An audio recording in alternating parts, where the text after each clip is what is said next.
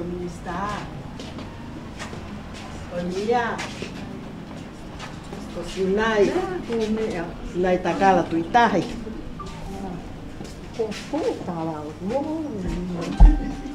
Mooni a pito.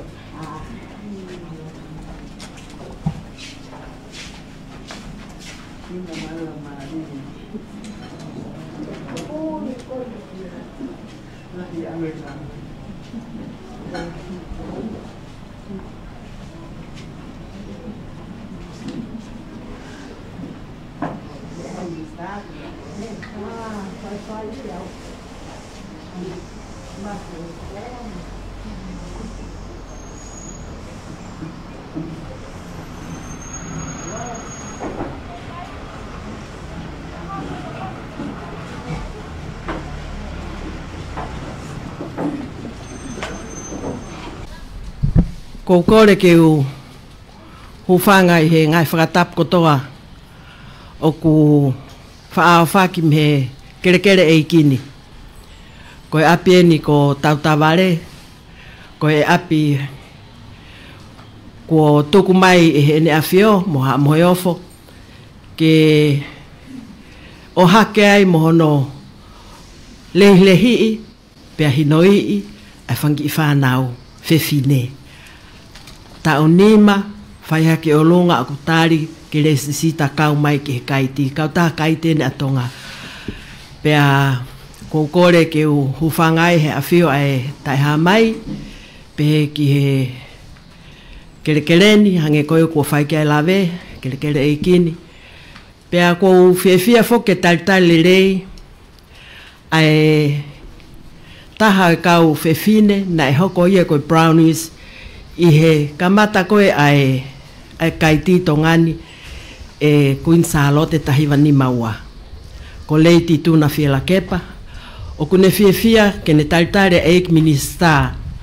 Ko Eik Minister whewhine eni I he potu ngā ue whakaloto whanua mono ngā ue whikau aki mo ia ko Sinai Takala Tuitahi.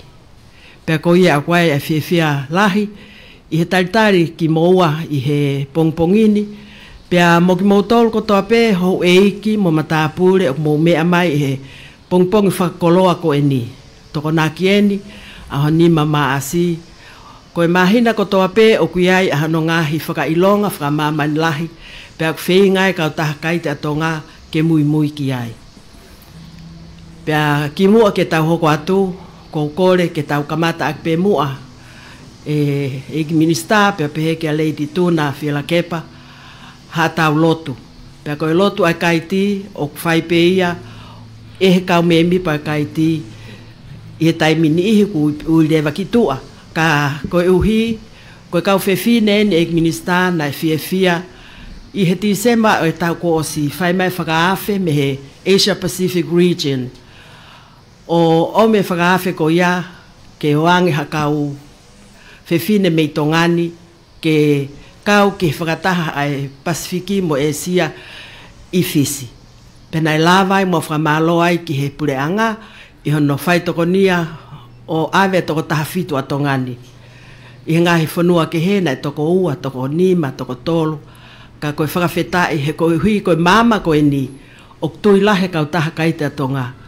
Koe mama na o mahe tahine kui ni. Aki ene lika lo loa pia moe ene folofola aki ai. Tokanga ke tokanga kina whanau whewhine hono o hake. Pia koe ai e whae kore ke tau kamata aki mua ai lotu ai kaiti. Pia tau toki hoko hoko atai pehi polo kalama hange koe ko o atu. Malo au pito. This little guiding light of mine. Ai tau kamata ki pe ai this little guiding light of mine e take atuia e taha e kau whailau tohi TMS nuka alofa ko lita lolohea pia tau hiwa whakataha I pe mo kore iwi ai ke eiki ke tokoni mai ki he kau taha kahite atonga. Malo.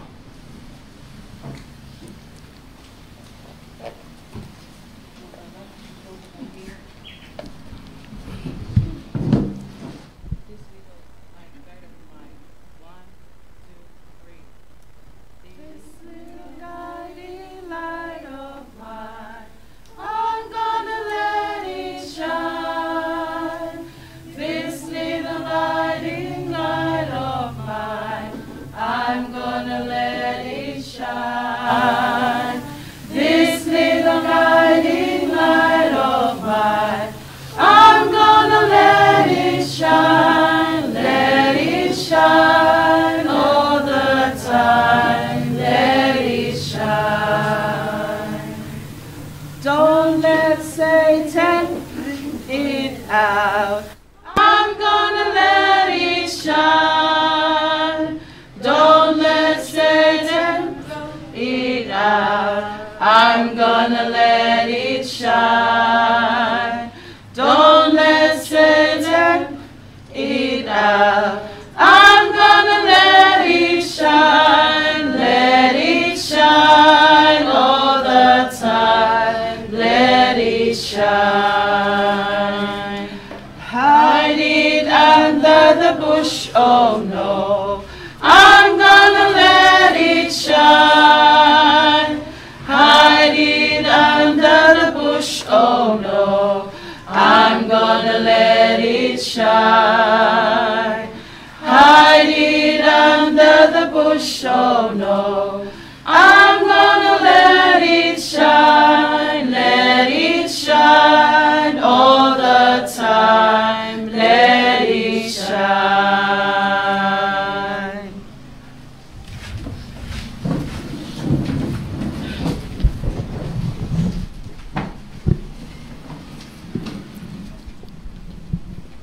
Malo apito pea koe tau Bible reading e pongpongini e o mia mea lose tau whakuluka o kuhoko he taimini koe Senior Education Officer he ofisi ako pea fiefia e kaiti ke taitaria.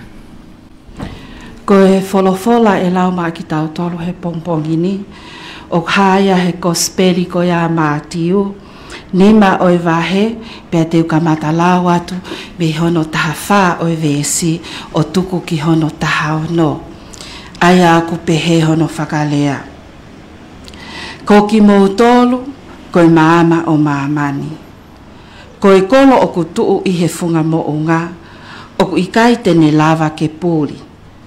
Pea tala e hai o kututu e maama o ai ki haloto puha fua, ka ki he tuunga maama pe. Pea o ku ulo atu ia ki he kakai kotoa pe o ku ihe whale. Pe he foki ke ulo atu ho o mou mama, ke haa ki he kakai, ke nau mamata ki ho o mou ngahi ngā welelei, pe a whakamalo ia a ho o mou tamai o ku ihe vani. Amen.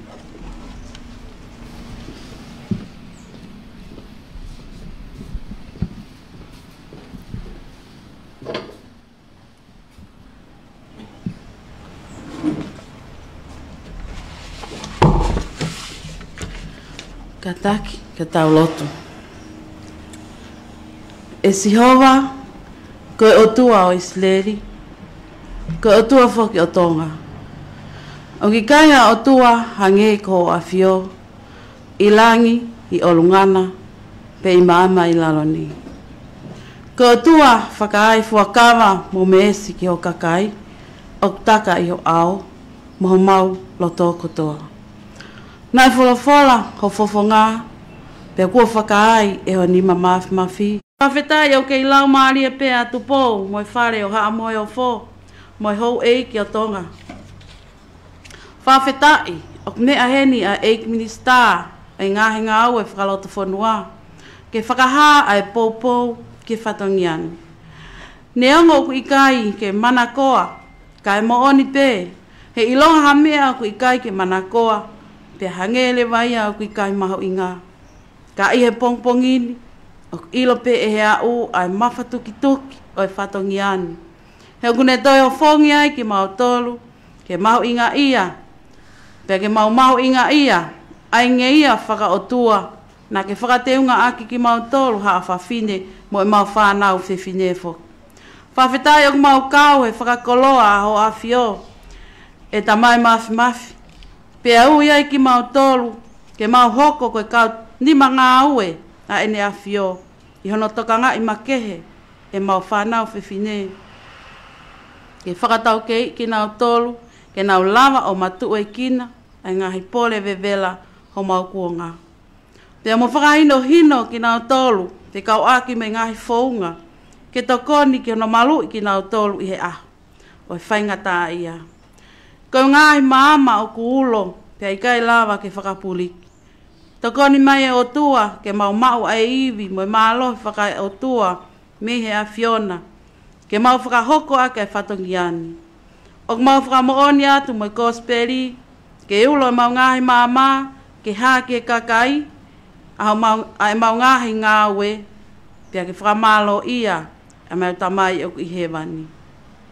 Whawhetai atu koe uhi koe tahai ngahi mea, o ku ke hoi fua ki ai ke mau whakahoko, ha ngāwe makehe ki ono ofeina ki nau tolu, o whaingata a ia, mo ue sia e nau mo ui whakasino, loto, moi atamai.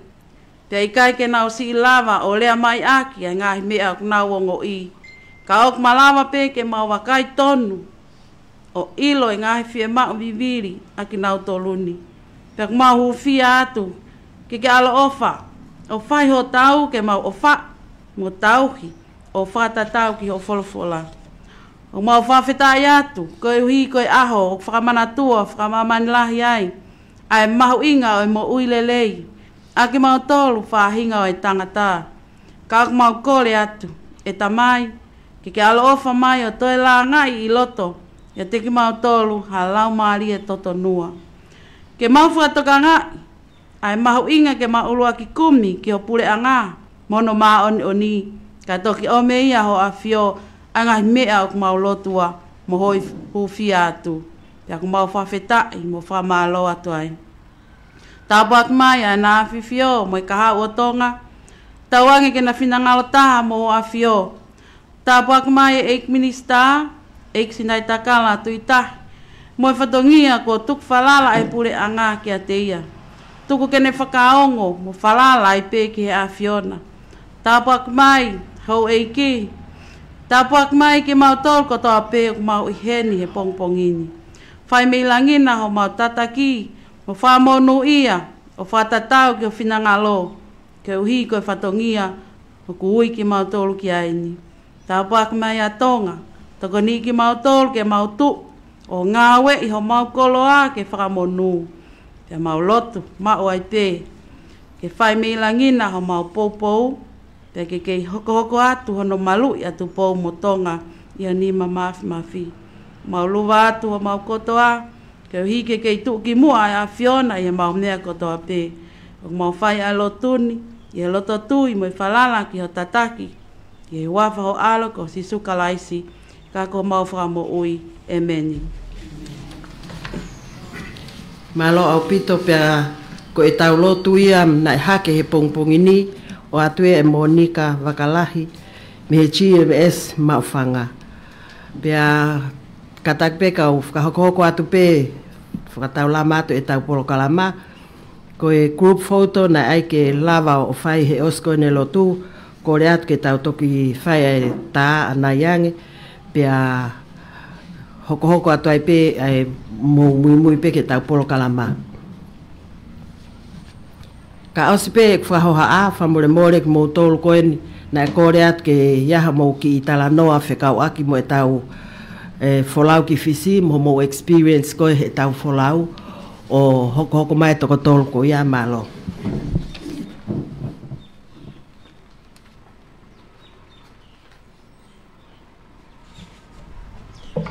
Tapu mo e o tua mafiu tau tui o kune afio i ho tau hao ngā he pongpong whakoloa koeni.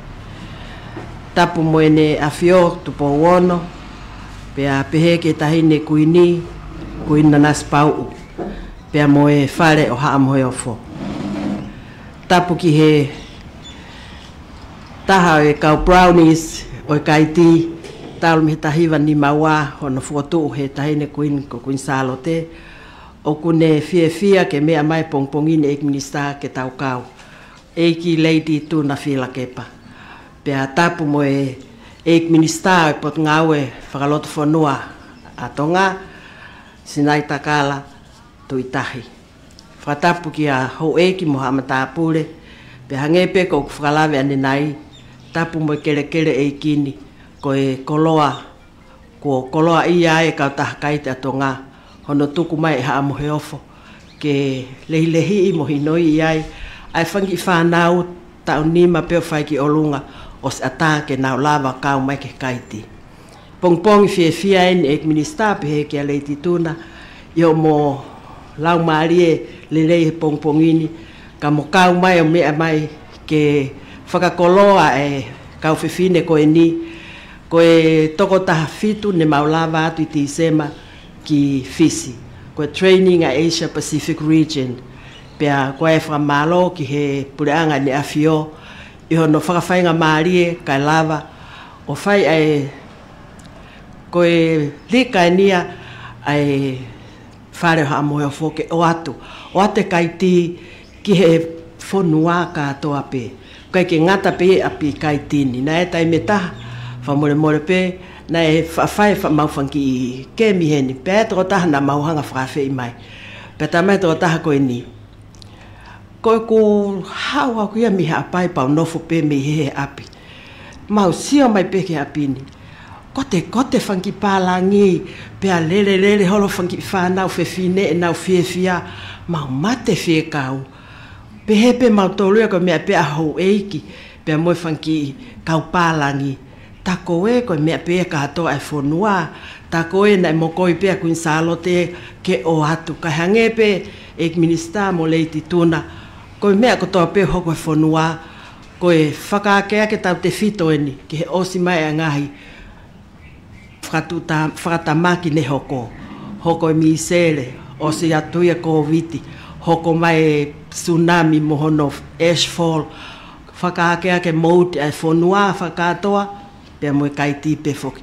Ka koe whakawhetai ai lotu o mau whai, koe ni ko mau e toko taha whitu, ke hiriwhaki ho nau pine, mo nau palomesi he pongpongini, koe taha ia e whanonga, koe kai cheni ia mahu inga, ke mau loto aki a ngā we, pea mahala koe totongito ki mau pe ia he whangamoko punaha aho, pe koe whanau nai, ka koe volunteer au pito mo onie ne kau taha kaiti koe ni. Kou whie lawe atu pe ki he lelei oi kaiti, nai whaifo ke summit koe ni toke osi panau, pehe pe e tuku mahu ki minte tolu kana e talangofua pe hange koe tau hiwa, talangofua koe kaiti, tala mai pe ko mea mai pe se a wrap up hala e walu pau pe saipe. Ka koe national ina whi hoko ake o pehange, koe national interest eni a kaiti. Be prepared te whangi whanau. Koe mātua e nihi nau o mai. Mai nau whanau tau ni ma pe mai nau to, koe whi arat ki tau wha, saipe ia, mai pe ki tau wha koe ki hano kovi.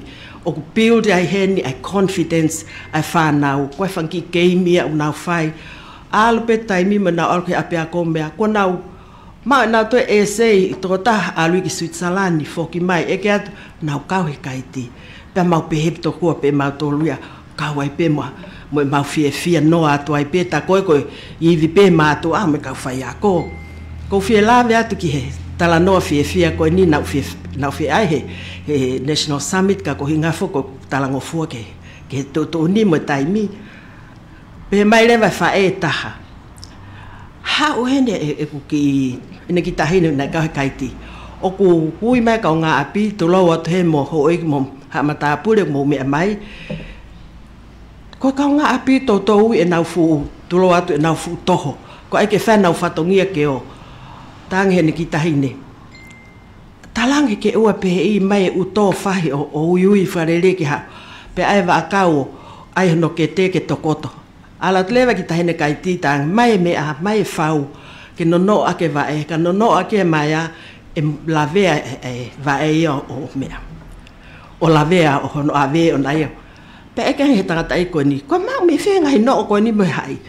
Talang he ki tai ko au ke ap kaiti mau pe fa e ave au ki ai he hongo fulu na mau ha hongo fulu ka ko tai minen pe he ke hongo fulu ki lahi mai foki polo kalama e ako mau loto pe ke ua hanga he kau taha kaiti mene polo kalama o wesia ai polo kalama e ako ko e to nako toa mau heni hongo fulu kau ki tahine ka ko ni pa ko university tai mini mo ka tak pe he unga ka te ki tahine kaiti ka ki fefine ko ni kai reva fo hai eta na to e matangi pa ko tau ko e uwaka lere fo ha ko ni mohono to ko ua me na tamai no oe e uwaka. Pasi atu ke uwaka koe, hopo atu ai pe ke uwaka ko no.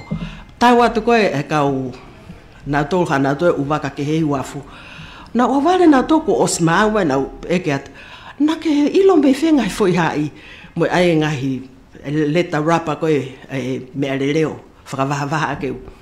Na pena o alu ki apkaiti o kamata ai pau ala pe ke sikauti. O maua e whainga hai koe ni me no o koe ni. Ko iai o ku ate tari whiawhia mo ki tala noa pe ke whakaongo atu. Mātua o mau I heni u kai ke mau whiakao noa mou whatongia. Ka e iai pe whangi intervention me whangi hiwa e kaiti te tau whaka laka ai mo build ai confidence e whanau. Hange koe moto, be prepared. Pe hange koe palo mesi e toki me atu e hoeki ki no lau mai he kau elder leaders ko ni ai palomes a kaiti hinoi iai pe ko e ngahi vilitute a kaiti o whekau aka toa pea mo tau tui whakaristiana e mātua pe pe mo muri kai ke whaka lau kakai peha katoa maman toko hongo fulu miliona ai movement ko ni I he whanua te au ni mafitu nau kau mai ko ngā mahino ka nau tolo ai lelei oe kau taha koe ni. Ko iai te whakaose aka ki tānoa koe ni nagi whewhine na e pehe ko ni whie alu ke hako ko hiko kai tim nau tui awe whanau ke hako. Hange peo tau tolu tonga ni alo e ki tahine koe ni he pasi pea hanga he driver whituen koe Pakistan mo Sri Lanka mea. O whana whanonga pitania mai nau wakapuna meti veke. Ki tahine koe ni ko Malala. Mo mea I pe o ku kau I he taimini I he kau ampastoa he United Nations. Whai to o kia pao eke atu, pa mena fuloto lahi pehe ai, ta ngea mea ko kai ti tara mai ke alu ke ako, lift me out of poverty. Mama ko ia te to manga tau I fiha. O whakalaka e kukui mo e mo mātua I api. Ko hoko ia ko ampastoa pa ko eke atu tanga ia ko kuako en me kaiti. Ngai loloa e ku whakoutua whaet whahau le tituna e minista ka pehe maa whana taritari ki moua, pehe ke kakai whanua mo eke o mo mea mai. Pehe mo taritari whiawhia a kau whiwhine koen ko nau pore, ke nau volunteer, nau konga e nau ngau e he ako, ko toko ni e whangi whanau ako. Ko mau ahi at koe ofa ke Jesus Pascala, ko nisi pekia, ke o api ako, pe mai pule ako, te mo ave pe mo ta mai whiwhine ka hai whanau tangata, pe mai ai pe mo nau tolu, kau ai pe whanau tangata. Nau kau ai pe hiva, ki hiva kai ti koe peace, we are the flowers, pe masus, whanongot ke le te ok taritari ake e GPS, fasi e tau fo I hiva peace. Ta koe ko li taia nai whailau tō hia I fast time ko ia taimi nai mea mai a Jacinta Ardern paremia no sila. Pea kātoa uhiwa tongani koe ki hiva kai tina fia a hono talitali aki. Koe o pehe fia mo lau maari hono talitali mo tolo ho ek mo matapure. Toko nako toa pe kulere hene kai ti. Pea kai u ata e tohi whangofua kore whengau ak mo ofisa ko ke u apia ko ke mo whaka mo oni e whikau hake mo ki whanau. Koe ko whakamalohi eni koe o hatu pe ke whaiteliha ki ai. Sain mai whaka mo oni mai ai pa ke he tawha ake taha o ko atu ai ai uho e ngawe a kai ti mo ne palo mesi po neanga ne mo ui. Ke tapa ki tau tolo he iki he ahon mo e kahau nai pe malo au pito mo mea mai. Kai hoko ate tau polo kalama.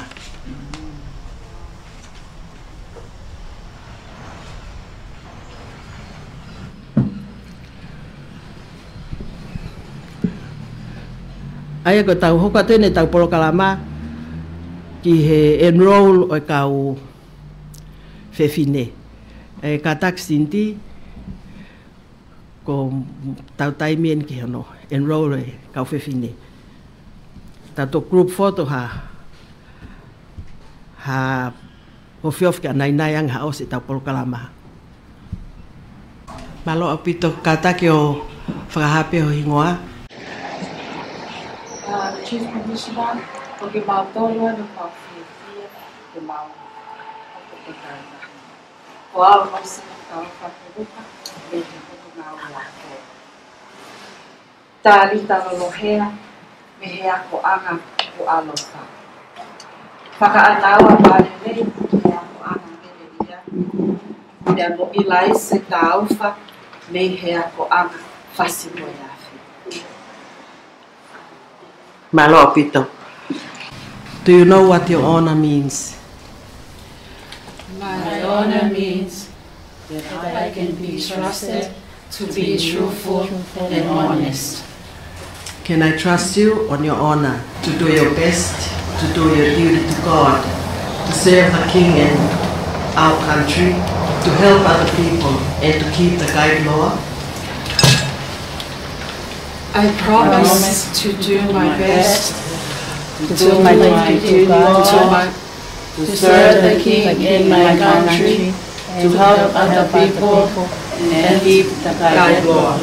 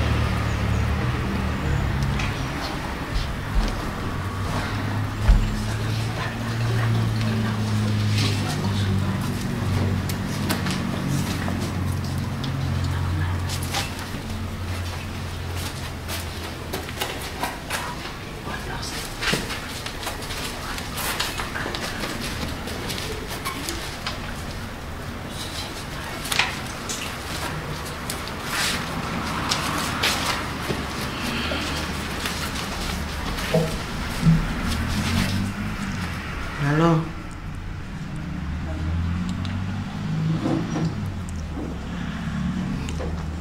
You are now, all the four of you, a member of the Worldwide Sisterhood of Guides. And I trust you on your honor to keep this promise and try to do at least one good turn every day. But since you are leaders and not the little brownies, You can do more than one good turn every day. Malo apito, motor hoko mai.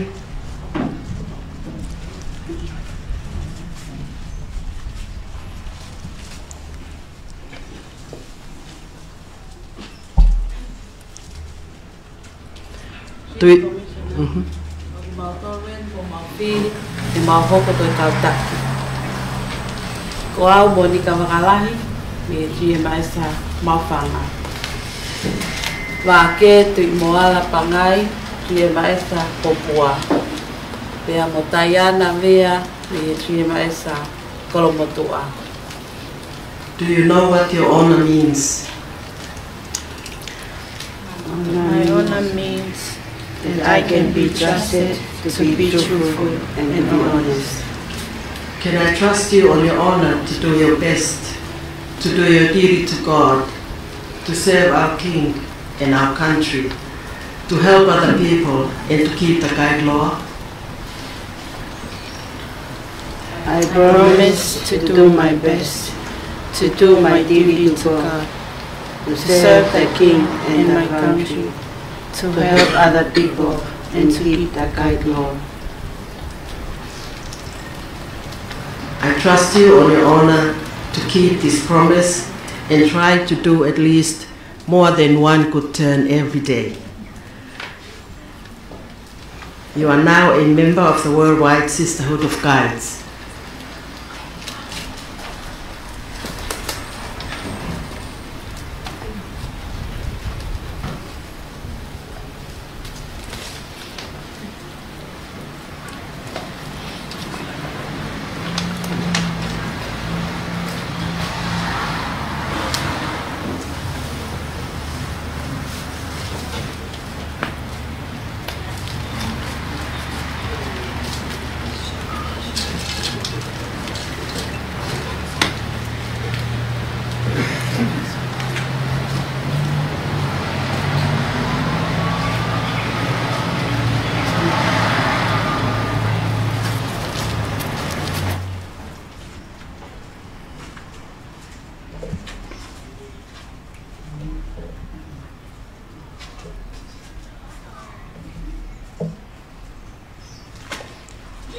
Malo.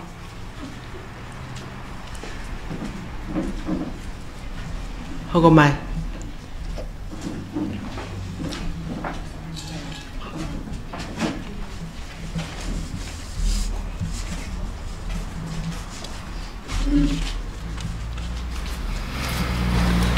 Chief Commissioner Kok Matoloen Fili ke mahoko pataki. Ko au Emily Trifua ni tonga set school. Lamnia pahu me he chema esa havelu. Lisi ni ako teu pe me tonga set school.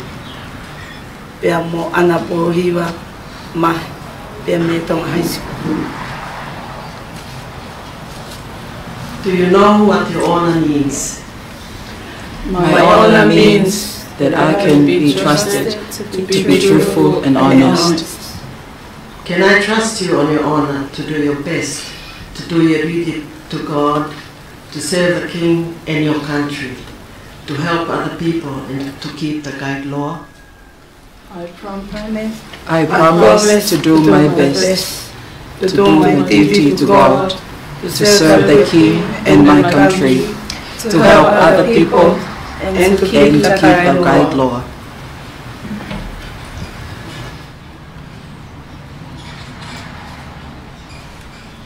I trust you on your honor to keep this promise and try to do your best at least more than once every day.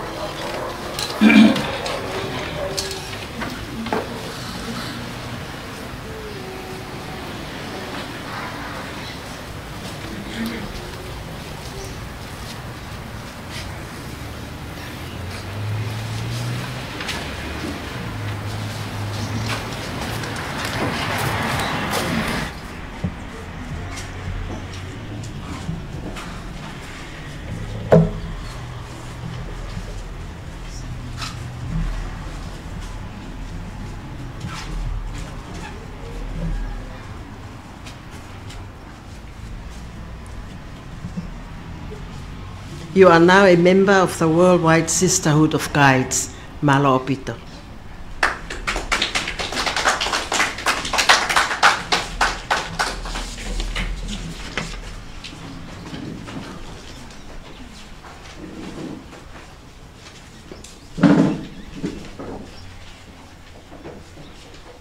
Pea koia, ko uhi foke o mau talaki ke whanau, ke iai mau pe e nau kato hoa fitua. Ko tui pe kwa ni ihi heni leiti tuna pe pe ke eik minista, ko mau e mau whangi kato hoa fitua, pana toke osi fokene e tau tuk feturi moe, toke osi ato e ngalulu whaka mui mui, ka kwa i pe mahalo e ni ihu ke i tui tui e kato pe ku toke o mai he tau katoanga hoko, ke whakatatau mo e moto ai kai ti be prepared. Ko ia ki lawe no asinti whekau aki mo e kato hoa fitua.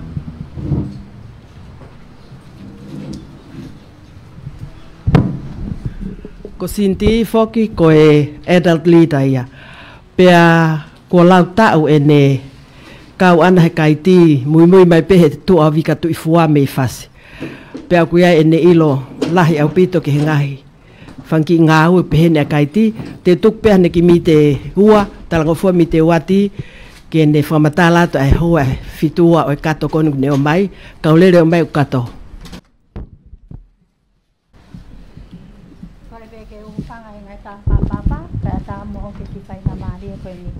Ko e kato fitua o kutalangofua ai whanau kaiti, e ki polokalama ko ia, ko ngā he tokoni ia ki nau tōru, i he taime hoko whakatamaki. Fitua pe koe aho e tōru. Taime koe holai e lava malu e ki tahine, i he ki fo i aho e tōru lotonga i mamao.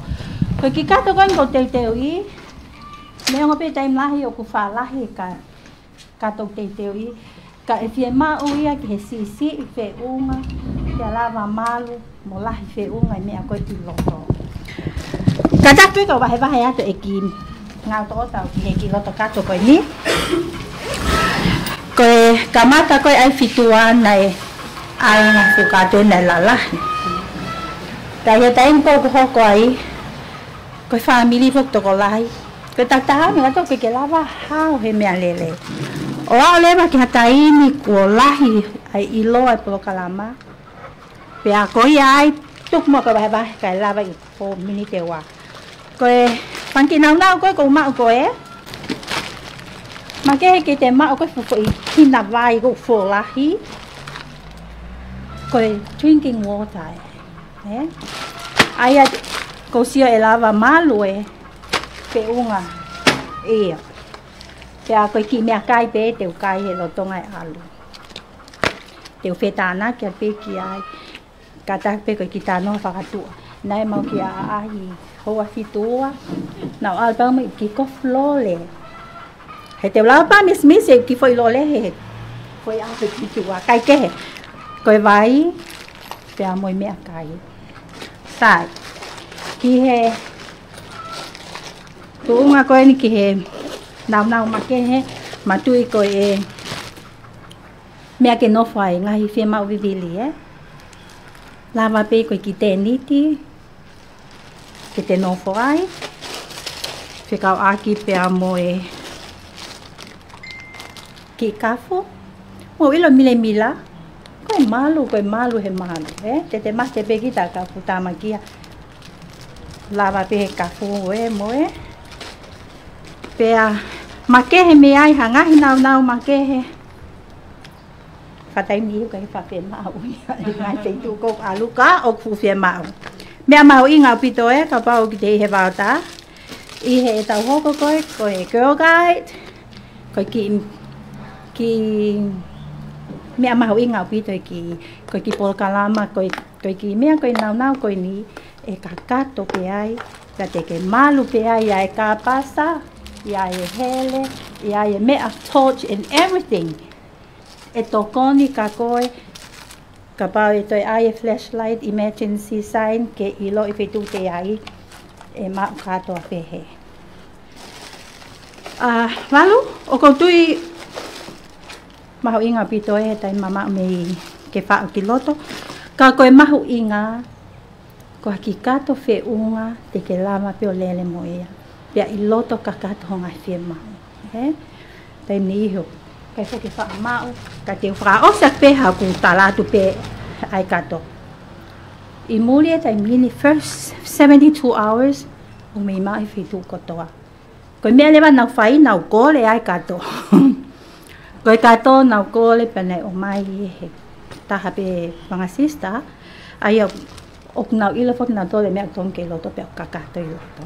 Ai ko whamaloi ki whainga maria koe nuk mau, ka ko tui koe wahe pen ko whetuk mai tau tolu, ko ngā ke tau matei teu, o ikai koe whitua pea au, kai ki whitua ai me mi pa kotoa i he family. Ko ia pe malo ko whatu.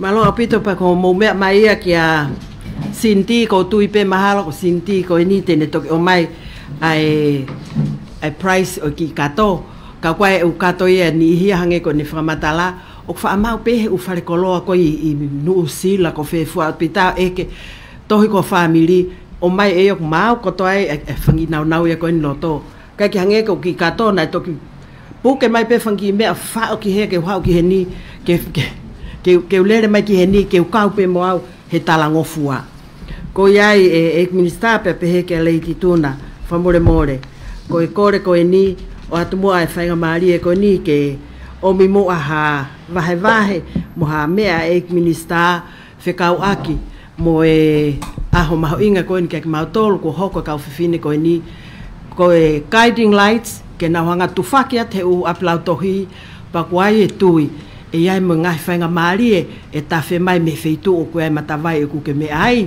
ke lava to mau tufa te whanki mama maua o ki wawa o muha apai mo mea mo e whanki hiva o ni hanga uplift mo o hake ai lau maari e whanau kai tuku at mua ke aha o mea ki he kai ngā pepe mo ki nau tolu o mea mai he ope malo o pito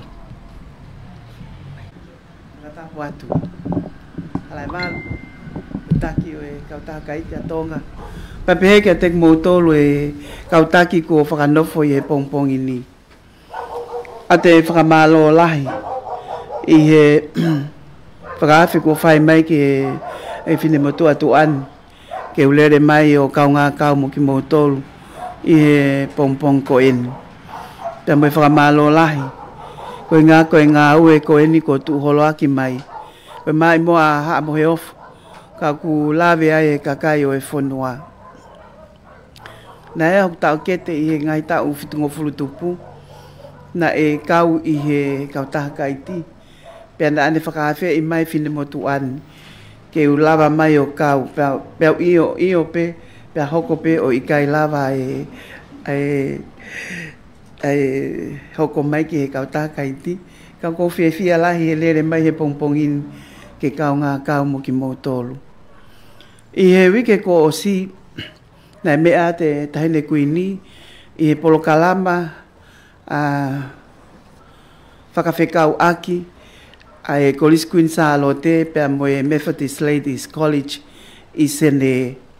Pea lera te whine motuano mui folau he tahine kuini, pea mea tahine ki he apiako, pea mohono kautaki, pea mo e whanau ako, pea lere mui atai whine motuani mo e kau kolistu tuku pe. Pea au whakatokanga i hake ai pine koe moto e ako, kau mahau whakalatina e pine, kai ke lawe i he whine motuani.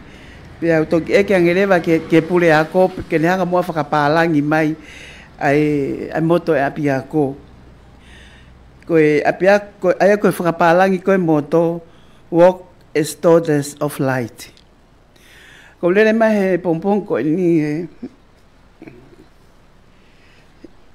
pea whanongo ki he hiwa.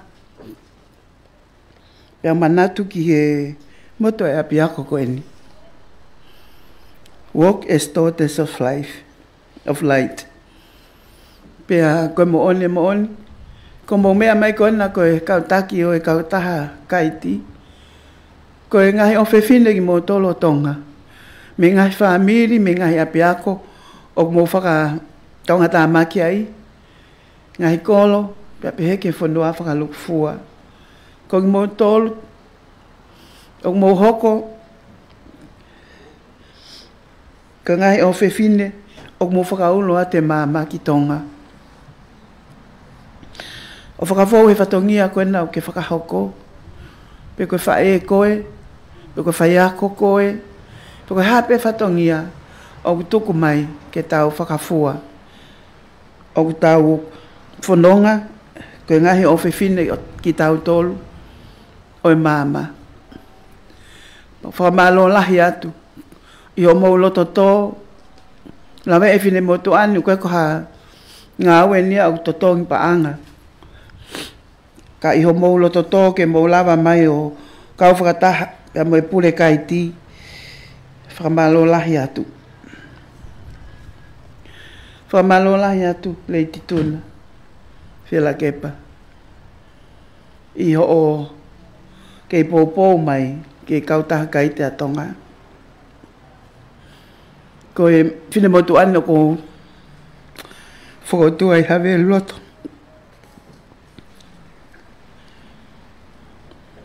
Ngai tau lahi.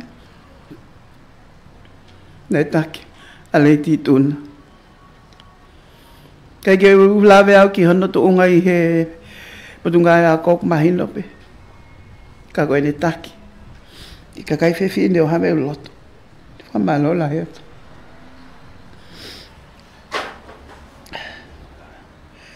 Whakau peu ki lea he pong koe ni. Tō mai e mea. Tō hea paole ka kai whiripa i ves walu. Pea koe kulea whakaasia tu en kāinga. I longa mea au moni. I longa ngai mea au tāu. I longa ngai mea au totonu. I longa ngai mea au whakao whoofa. I longa ngai mea o kuongonga lelei. I o angahi urunganga lelei. Koe ngai mea ia ke motokanga ki ai. Ko whanonga tu pe pule kaiti. Ngai mea na ke whakalau mai ka nawangi mui atu. Whao ka hato ai hewe eskoin. Pea ko ia tala monu atu, me o whalahi atu ke te kumotolu.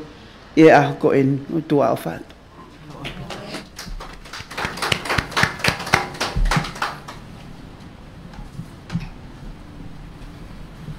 Tuka te whainga maari e koe ni whamalo atu e minister he whakatokanga lelei, mo hinoi i lelei ko ke tuku mai ko e koloa ma ki mau tolu whine mātua au mau lele o holopehe apini. Ko iai pe hataha he kau supporter se kaiti, pe ko hataha he kau whewhine me whewhai ha lea mawhana ko ho taimieni, pe a kai. Ko kore atu na epe e toko tolu na e amanake atu ke mo takmi te tahape mi te ua. Ke mo ki lawe mai ke experience na e mo whanonga mai a ki talue e tau toku whetau laki pe koi tise ma. Mo loto tō lewa ke mo kau i he kau taha kai te atonga. Na e whai hono lotua ke ia kakai hange ko ki mo tōlu. Pea koe kore atu, ko hai e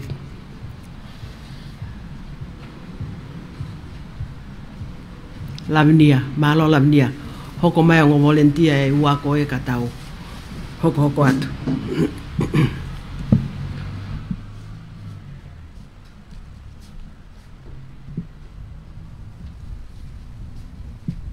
Tapa me a fia ta mafia talo to tonga.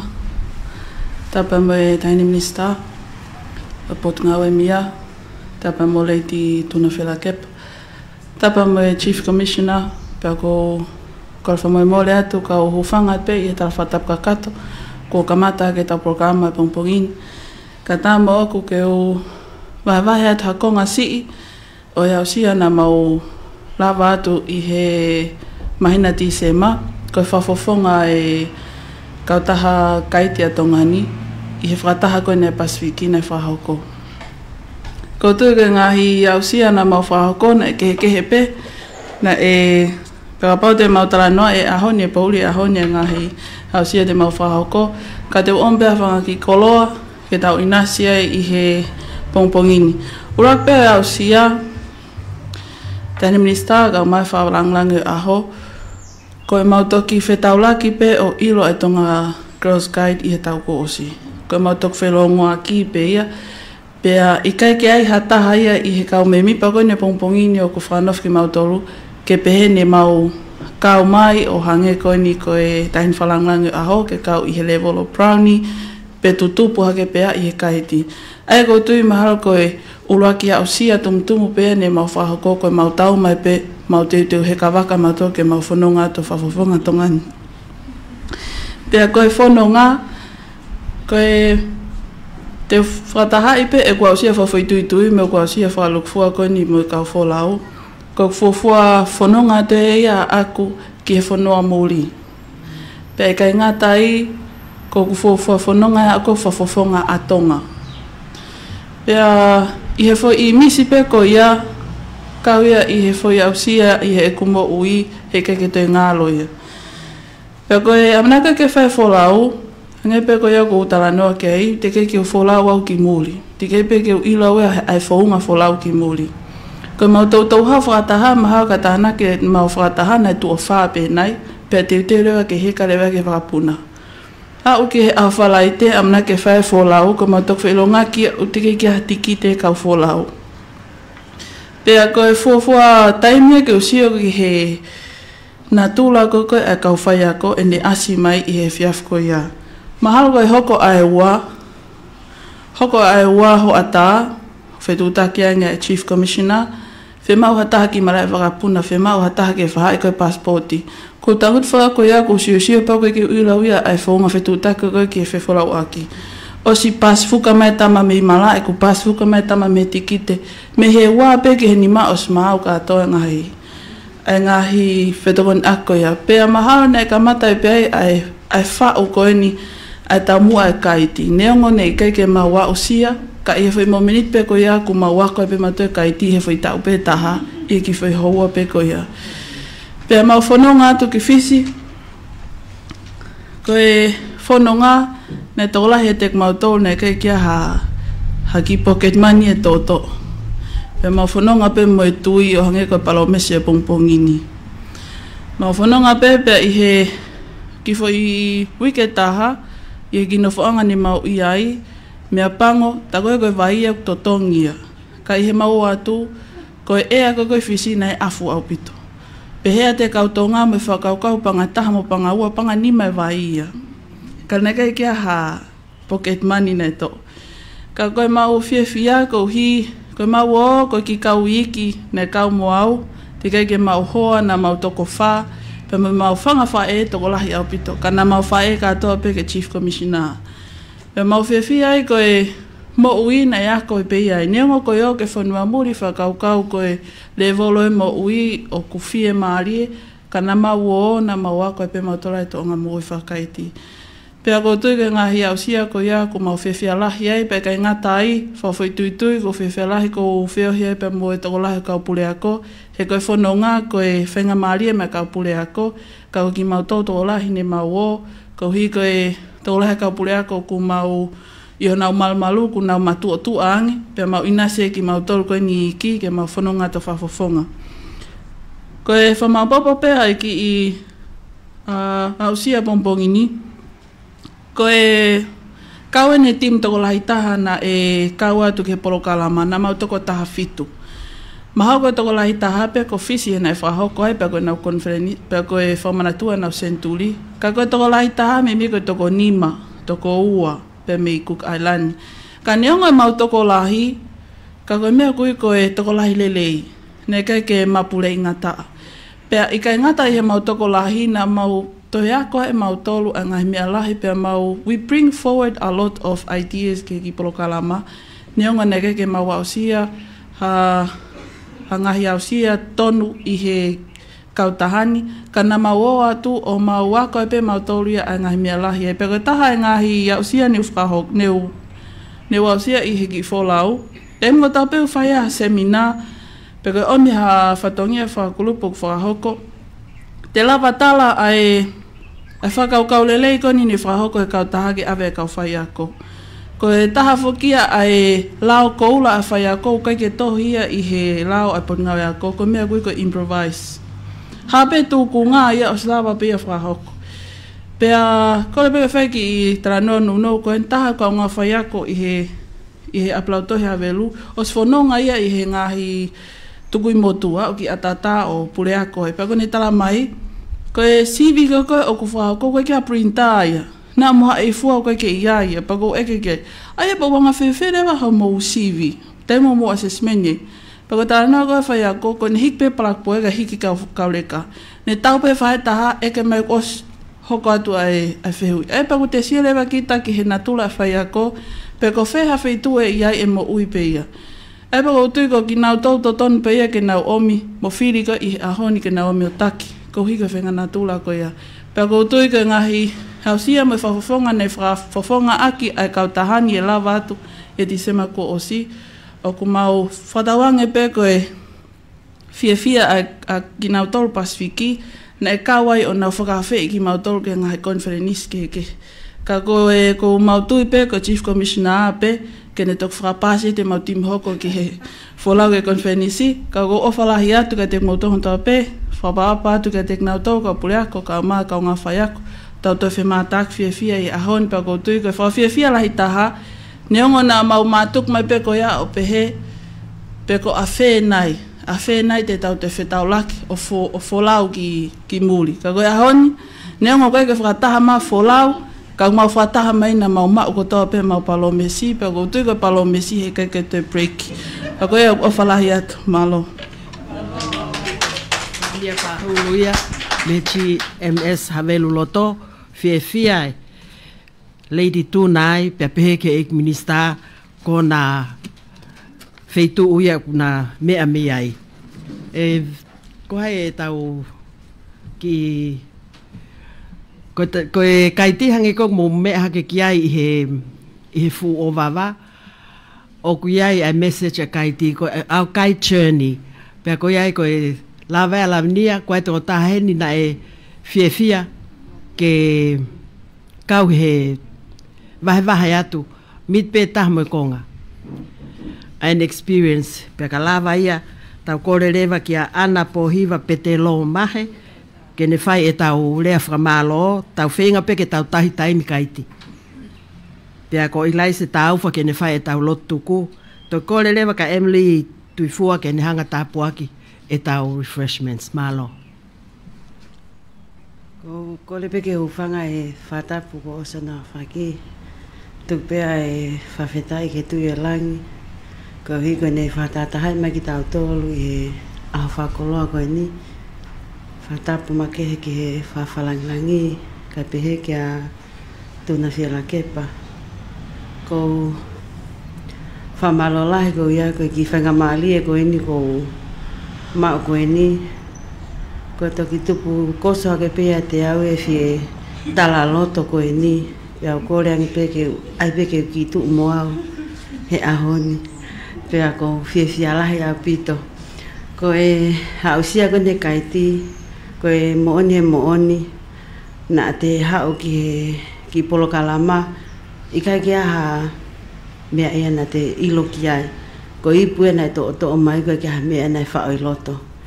Ka i he osiang koe whetaulaki moe kau ngā kulupu koe ni, ku te ako me alahi, pia te ilo ai mahalo na e aonga peho no o mai kita ke te hoko koe ki whetongi neonga koe kakai kehe na e whakatau mu ange ki ai e whakawhe, ka ko whamalolahi ko ia koe whengamari e kon ko mau.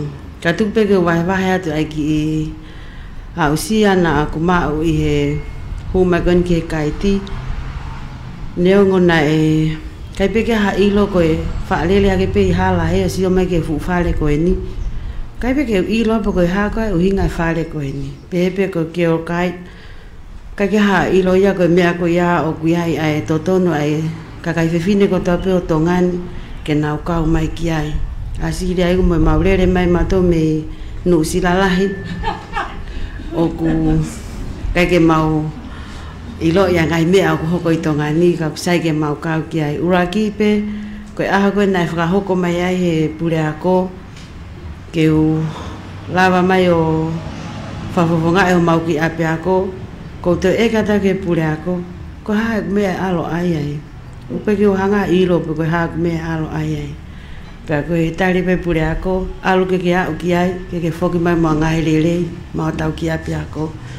Pe ko ia ko famalola na ha o ilo, o tau tolka kai se fine, o fe ma o ke a tau leo, fe ma o ke tau make decision, ke tau stand up for ourselves. Ko hi ko he ngai challenges e mo ui te tau whetau laki mo ia he kahau, te tau lawa peo mo ui pea ki tau tolu hange ko e nai vai vahe ki ai kaunga whanonga i mua pea hawa whetau laki mo hala e walu ka maa ngai purea ko a maa lose taimi ko ia ko taimini ko lawa ta lose ki he ofisi pea wiro i tako ko e kau purea ko ke nau whakairi fia oku nau wheo hipe mo mau tolu ka whai ako neongo ku siot ka nau tolu pehe e kake umahene a uia mo kakai ko e ni ko uia ko kau purea ka nau tolu mea pea ko kehe ko ke kake kua me ko ki ai pea ilo ai ko e tau hoko ko kakai whiwhine tonga i he kaiti tau wheto ko ni aki pea tau whewahe aki a ngai mea ko tau pea tau mau pea ko ki ausia ko whako me he ki semina ko nai whai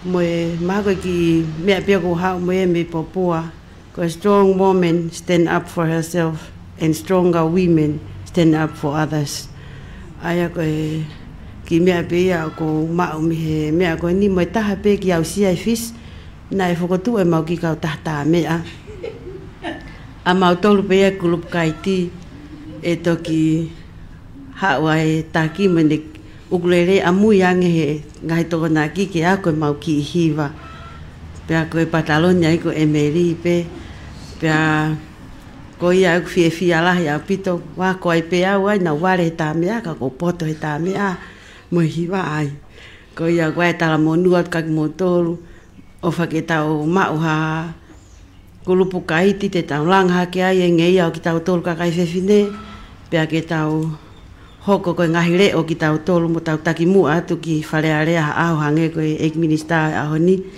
i ngahi mea ko tau peu tau whahoko ko e pe ki lea malo.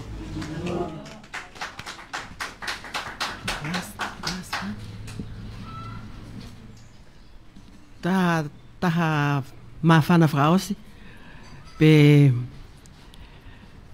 ki whie vahe atu pe ai konga e mau wholau. Aina mawat koe hange koe lawe ane nai ek minister mo leiti tuna. Hange pe nau tol ko au he taimi ko e toki ulaki heka koe wakapuna. Pea atea koe ki he escalator koe pe koe hahano he pālangi. Pea mau tu i eni fisi. Aini i hieta maina to. Kai ke whea sio maa losi ke whahindo hino pe koku wae whea iau kulaki tu he mea. Pea nau tolu ia koe na o spoto he kakahe si te pū. Mani. Mau fok mai ko na fai mai ni ko na tok folau sai mo on tau ka kai ti ke tau o heka mo kaka e fu step uhila pa ko tu pe e pe ha kaka step uhila fa na to tu po fonua ke tau hanga e kai ti o tokonia ai ekonomika o fonua ak e tau o hake fangi fa nau ke nau ngau lele ak mau pe nau taimi hange ko lao fika valu o ko nof mau pe ha kloto. A guide always makes good use of her time. Ia taha e toi mawhana paka ikai, tau kore ki he tau whiwhine o ku whai e tau rea whamalo, ko ana po hiwa pete lo mahe. Ko adult leader ia, nai kau mai e toko ua me he tong high school, e minister pe peka leiti tuna, pe ko taha e niak naua.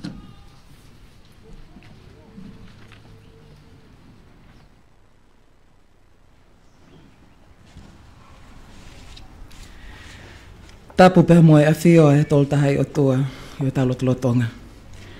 Tapu pea moe kele e kini.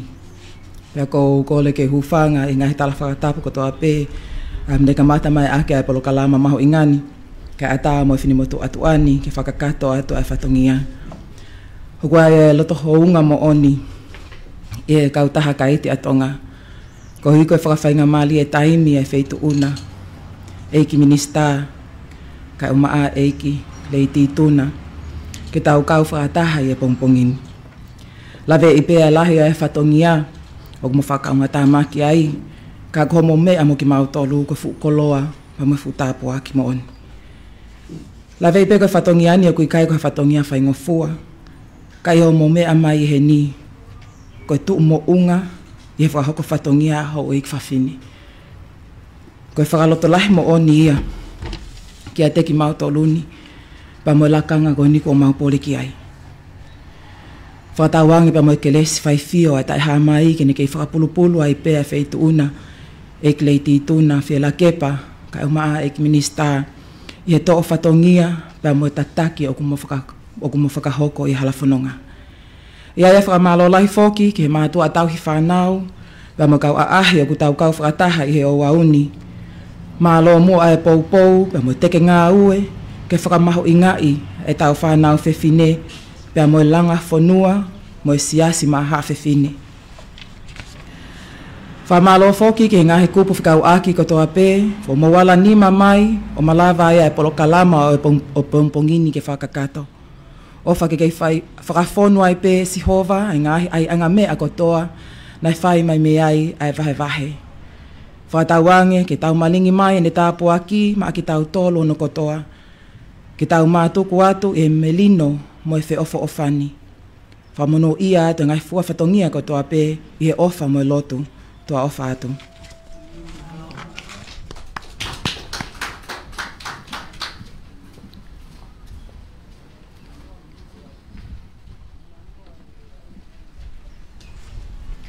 Ki moro whailot whao se polokalama I Pongpongini.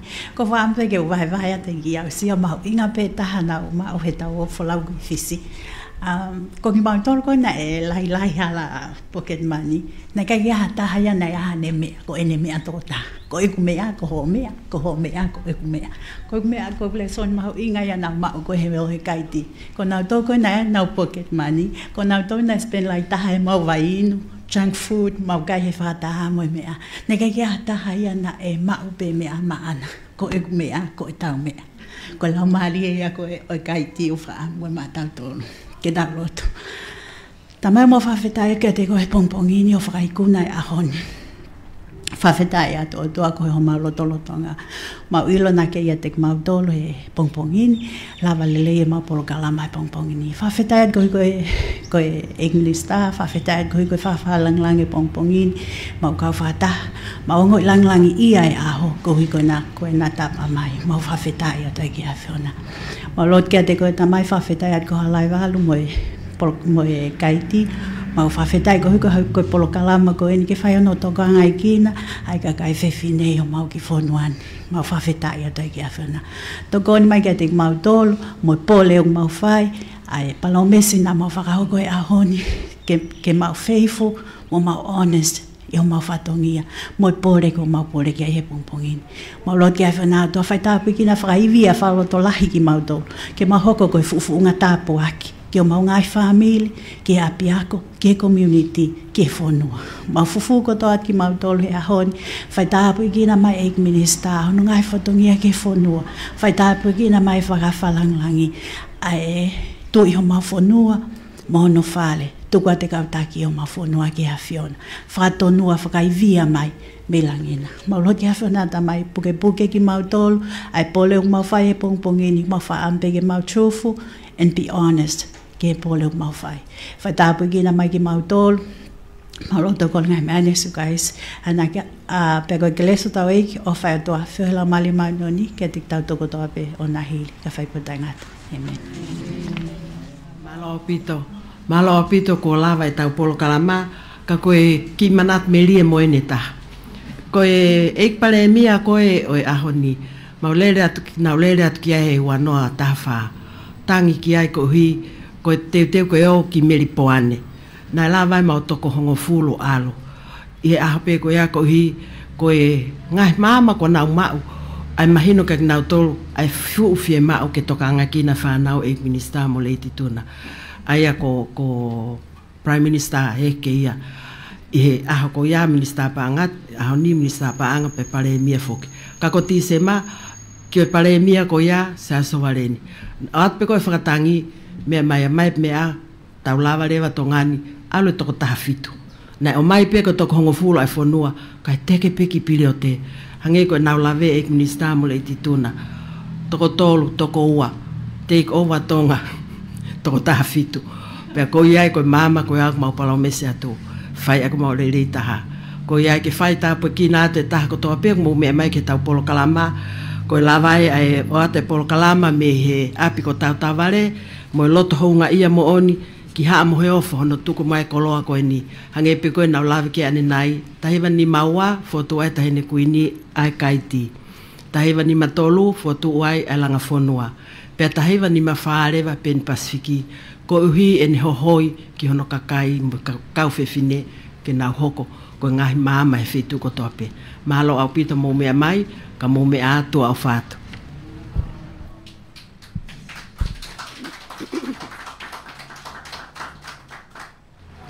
Ka taki peka, whotutu e tau tā, he, ta pūwhoto ko ngā ki ase e tau training center, ka tō kore ke na mea atua, mea ilo to maari, ka tau whok mai peko ia, kore tau le ki le tapo ki e tau refreshments, lava pe ia pa tau mātuku. Mahalo au pita.